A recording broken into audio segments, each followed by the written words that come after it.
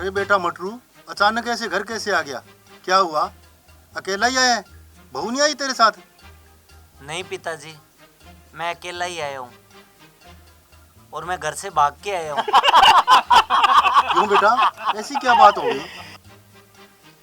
पिताजी वो मुझसे घर का सारा काम करवाते हैं और मेरी पत्नी मुझे सारे दिन डांटती रहती है। मैं नहीं जाऊँगा वहाँ पे। ऐसे घर में मैं घर ज्वाइन नहीं बन सकता। बेटा अब वही तेरा घर है, उसे ही अपना तू घर समझ और अपने सास ससुर को माता पिता समझ और उसे अपना घर समझकर मन लगाकर काम कर और वहीं रह बेटे। पिताजी मैं ससुराल नहीं जाऊँगा। बेटा मटरू, ससुराल तो तुझे जाना ही पड़ेगा। मैंने तेरे ससुर को वचन दिया था कि मटरू आपके घर बहू की तरह रहेगा। पिताजी आपने ऐसी बात क्यों कही थी? ऐसा आपको क्यों समझौता करना पड़ा? क्या जरूरत पड़ गई थी? पड़ गई थी बेटा जरूरत, मजबूरी थी, इसलिए मुझे ये समझौता करना पड़ा। पिताजी ऐसी क्या मजबूरी थी? बेटा मेरे लाख कोशिश करने के बाद भी तू पढ़ नहीं पाया और कोई काम सीखने की बजाय बुरे लड़कों की संगत में पड़ गया। कोई लड़की तुझे देता नहीं था, इसलिए मेरे को ये मजबूरी में समझौता करना पड़ा।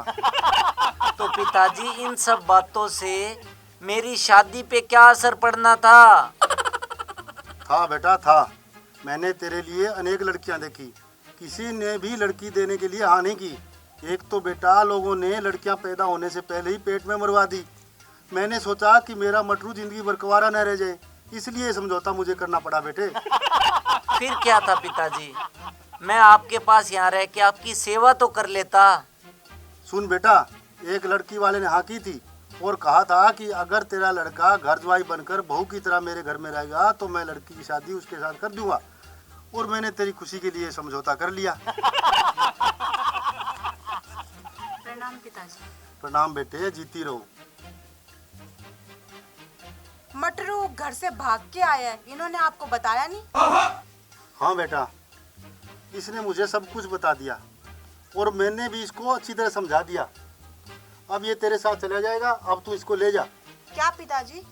यही कि इसी तरह लोग अगर लड़कियों को घर में मरवाते रहे तो मेरी तरह कईयों को ऐसे समझौते करने पड़ेंगे।